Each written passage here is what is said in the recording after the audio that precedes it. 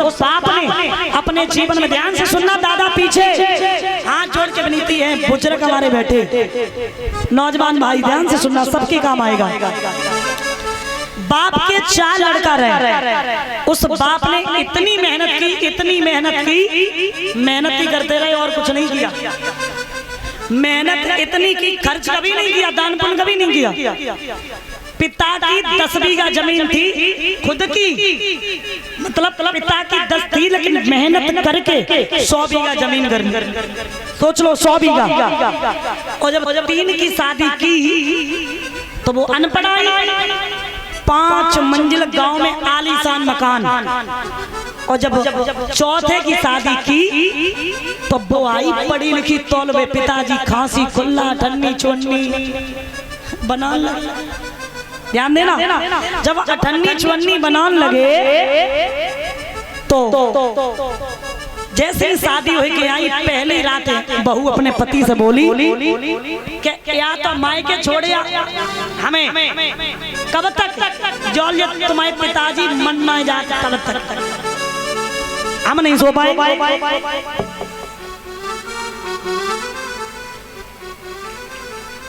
जवाब दिया हम नहीं सो पाएंगे, आप छोड़े। अब लड़का ने जवाब दिया, ध्यान से सुनना माता है दादा, लड़की की अगर शादी हो जाए, बिटिया अगर 1 महीना मायके में रुक जाए तो जे बहुएं बैठी है अम्मा बूढ़ी बूढ़ी मोहल्ला में बातें करें, क्या है फलाने की लड़की नहीं ससुराल में नहीं गई, क्या बात है। हमें जल लगते है रूज बूझ ना है, हमें कभी चक्कर लग रहा हूँ मैं, हमें जल लगते रूज बूझ ना है। अच्छा 1 महीना तो रुकी और फिर बिटिया से पूछे आनंद लेवे का लली रिश्तेदार लेवाए ना, क्या बात है, क्या लड़ाई है गई। और सुनो और लड़का की पत्नी चली जाए 2 महीना के लिए तो दोस्त ना जी का है और तो छोड़ गई, अब ना आए रही। ऐसी बातें करते कि नहीं करते? तो जवाब दिया अगर आप मायके जा रही तो भी दिक्कत है। सुनो हमारी भी और आपकी, आप हम परेशान, हम यहाँ परेशान। एक काम करो, पत्नी बोली शबूतरा पे इनके लिए मड़ैया डाल दो, गलत। गांव के लोग कहेंगे बाप बेचारो मरे हो कमात कमात, और आज देखो मतलब लड़का बहुवन ने मड़ैया में डाल दो, गलत। तो फिर ऐसा करो, खेत पे जो समर लगी है, प्रधान जी कहाँ है, यही हाल हुई तासो सोच नहीं हो, ध्यान देना। तो जवाब दिया कहा, तो फिर ऐसा करो इनके लिए समर जो लगी है वहां पे एक कुठरिया बनवाए दे। अरे नहीं कहाँ अकेले परेशान रहेंगे, छोड़ो वहां नहीं। बहू बोली रुको, 5वीं मंजिल पे एक कमरा दे दे और इन्हें एक दे दो घंटलिया, एक घंटलिया दे दो, प्यास लगे तो घंटलिया बजाए दे, भूख लगे तो घंटलिया बजाए दे, और ये घंटलिया बजाएंगे मिड टाइम से इनकी व्यवस्थाएं करते रहेंगे। दादा ध्यान देना, घंटलिया दे दी, बेग लगा दिया, भूख लगती है तो घंटलिया, प्यास लगती है तो घंटलिया, मतलब व्यवस्थाएं बढ़िया 10-15 दिन तक चलती रही। एक दिन की बात रहे, एक दिन उनको नाती रहे, जो बच्चा ना जो छोटो सा, देखो ये रो खेल खान तो डोल लो, वो नाती पहुंच गो। जब वो नाती पहुंच गो तो बच्चा उसे और कुछ नहीं मिला, वह घंटलिया मिली गई। दादा जब वह घंटलिया मिली गई तो वो अपना नीचे आओ लला खेन तो रहो वो घंटलिया खो आओ। अब दद्दे संजा को लगी हुई है प्यास, जब आवाज नीचे पहुंचे बहुए तो वो कोड बड़ याद है तो घंटलिया बजी, घंटलिया ना बजी, चिल्लाते रहे सवेरे तक दद्दा मर गए। और जब दद्दा मर गए तो लड़का ने पूछा पिताजी की सेवा समय से हो रही? बोले कल ते बजी ना है। तो फिर क्या मामला है, चलो देखें। लड़का बहू जैसे ही ऊपर पहुंचे तो देखो खत्म। तब एक बड़ी सुंदर बात लिखी है, ध्यान देना। सारे जीवन करी कमाई, दादा पीछे जोरी जोरी धन धरी गए और गंटुलिया को नाती ले गो बाबा भूखे मर गए।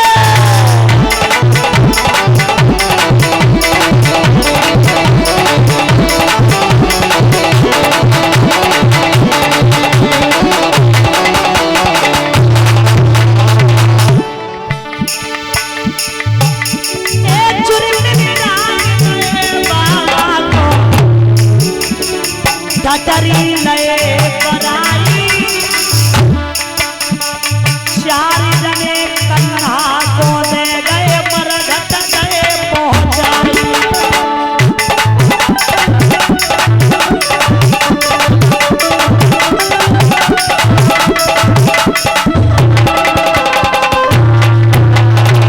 अब ध्यान देना,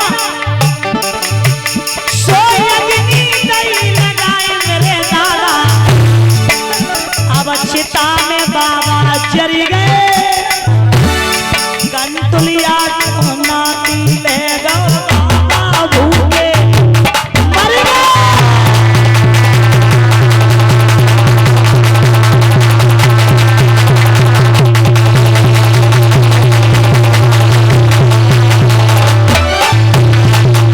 अब क्या हुआ महाराज, तो चार लड़का है, चार तेरह अग्यारी भंडारो जो कुछ वे कर रहे हो। अब पिता का इतना बड़ा नाम था तो 13 भंडारो कितो कम करे हो तो 5-6 लाख रुपया तो लगे जी। अब हिस्सा में पर रहे 1.5 लाख, जिस हिसाब से जैसो भंडारो कर रहे उस हिसाब से पर रहे हिस्सा में, तो ध्यान देना। अब क्या दिक्कत आई, एक कह रहा हूं हम 50 है, पिताजी दिमाग में रख गए तैयार ना है, ध्यान देना।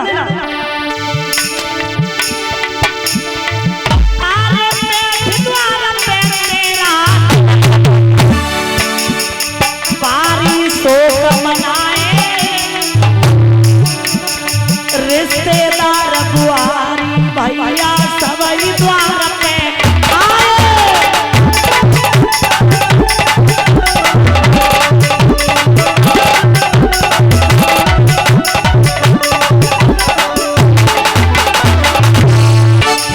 क्या करे ए चुरी मिली सब मतो बेचारो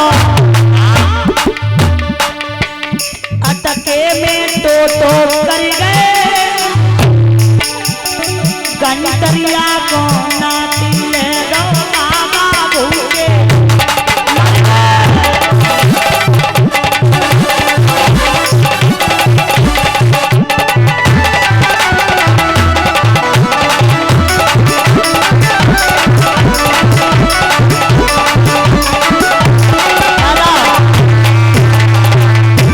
अब वो नहीं होती है 13, वो नहीं, वो कनागत आते ना कागौर सराद, जब तक जिंदा रहे तो पानी भी नहीं पूछी, और जब मर गए तो कौआ चिरैयन बुलाए गए, आ जाओ खाए जाओ। सुनो अरे चियन तोरा दो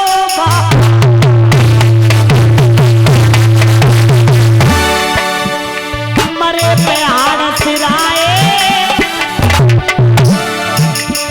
क्वार कनागत कागोरदारी कौए पापा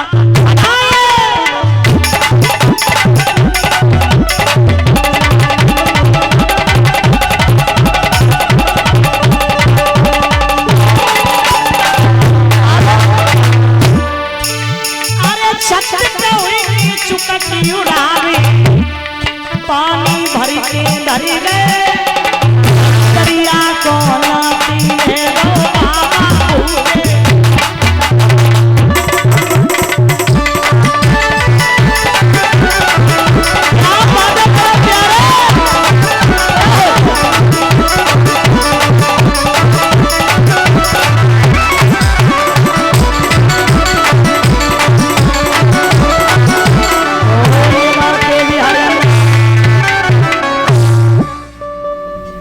तो महाराज इसलिए मैंने बताया ना, जित सांसों जित संगो जित प्रियो, इन नेत्रों को भगवान के चरणों में लगा दो, इसी में आपका कल्याण है।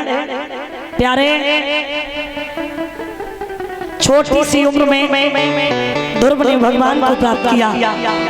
भोजन और भजन, परीक्षित जी, भोजन और भजन में कितना अंतर है? मात्रा का अंतर है ना।